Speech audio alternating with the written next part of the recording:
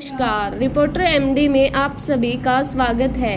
Israel का Lebanon पर छठा हमला, हिजबुल्लाह के खिलाफ संघर्ष में इजरायली सैनिक की मौत। इजरायली सेना के मुताबिक कुछ समय पहले ईरान से इजराइल की ओर मिसाइलें दागी गई थी। इजरायली नागरिकों को सतर्क रहने और होम फ्रंट कमांड के निर्देशों का ठीक से पालन करने का निर्देश दिया गया है। भारत ने इजराइल ईरान से संयम बरतने के लिए कहा। भारत के विदेश मंत्रालय ने कहा कि हमले ईरान और इजराइल से संयम बरतने के लिए कहा है। पश्चिम एशिया में बढ़ रहा तनाव नागरिकों के लिए सही नहीं है। इजराइल ईरान पर मिसाइल हमले की तैयारी कर रहा है। भारत के विदेश मंत्रालय ने कहा कि संघर्ष व्यापक रूप से न बढ़े, इसलिए जरूरी है कि सभी मुद्दों को बातचीत और कूटनीति के माध्यम से सुलझाया जाना चाहिए। ईरान के सर्वोच्च नेता खामनेई ने अमेरिका और यूरोप की आलोचना की। ईरान के सर्वोच्च नेता आयतुल्लाह अली खामनेई ने कहा कि पश्चिम एशिया में अमेरिका और यूरोपीय देशों के दखल की आलोचना की है। उन्होंने कहा कि अमेरिका और यूरोपीय देशों की उपस्थिति संघर्ष, युद्ध, चिंता और शत्रुता का स्रोत है। क्षेत्रीय देश अपना प्रबंधन स्वयं कर सकते हैं, वह एक साथ शांति से रहेंगे। खामनेई ने कहा कि ईरान को दुश्मनों से छुटकारा मिलने की उम्मीद है। उन्होंने कहा कि पश्चिम देश भी अपनी बुराइयों को कम करे। इजरायली दूतावास विस्फोट मामले में डेनमार्क में 3 लोग गिरफ्तार। डेनमार्क पर इजरायली दूतावास पर हुए हमले के मामले में कोपेनहेगन पुलिस ने 3 लोगों को गिरफ्तार किया है। पुलिस ने कहा कि कोपेनहेगन सेंट्रल स्टेशन पर एक ट्रेन में 2 लोगों को गिरफ्तार किया गया। इसके अलावा एक और व्यक्ति को गिरफ्तार किया गया। इजरायली के विदेश मंत्रालय ने कहा कि विस्फोट में कोई घायल नहीं हुआ और इमारत को कोई नुकसान नहीं हुआ।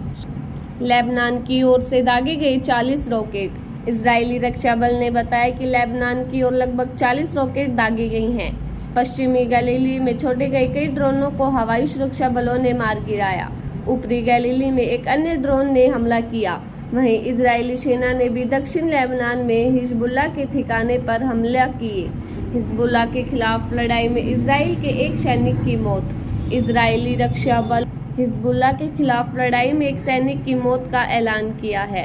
टाइम्स ऑफ इजराइल के मुताबिक लेबनान में इजरायली के जमीनी अभियान में पहली मौत हुई है। 22 वर्षीय सैनिक कैप्टन इतन इताजक ओस्ट्रोमोदिनी के एगोज कमांडो यूनिट में टीम कमांडर थे।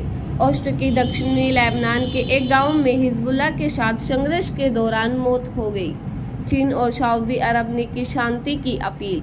इजरायली ईरान संघर्ष के बीच चीन ने वैश्विक शक्तियों से अपील की है। चीन ने कहा कि ईरान की ओर से इजराइल पर किए गए मिसाइल हमले के बाद पश्चिम एशिया में स्थिति खराब हो रही है। चीनी विदेश मंत्रालय ने कहा कि हम अंतर्राष्ट्रीय समुदाय से इस संघर्ष में रचनात्मक भूमि निभाने और स्थिति को और बिगाड़ने से रोकने का आह्वान करते हैं। वहीं सऊदी अरब के अर्थव्यवस्था मंत्री फैसल अल इब्राहिम ने कहा कि उनका देश तनाव कम करने और बातचीत की उम्मीद में है। जर्मनी के विदेश मंत्रालय ने अपने नागरिकों से ईरान छोड़ने का आग्रह किया। जर्मनी ने कहा कि ईरान की स्थिति अस्थिर है और कभी भी बदल सकती है।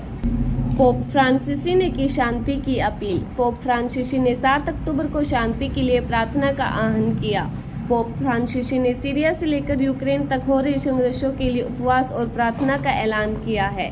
87 वर्षीय पोप ने सेंट पीटर्सबर्ग से प्रार्थना के बाद कहा कि 7 अक्टूबर को मैं सभी से विश्व में शांति के लिए प्रार्थना और उपवास करने का आग्रह करता हूँ। हमारे इतिहास के इस नाटकीय समय में जब युद्ध की हवाएं और हिंसा की आग राष्ट्रों की तोड़ रही है, इसलिए प्रार्थना की जरूरत है।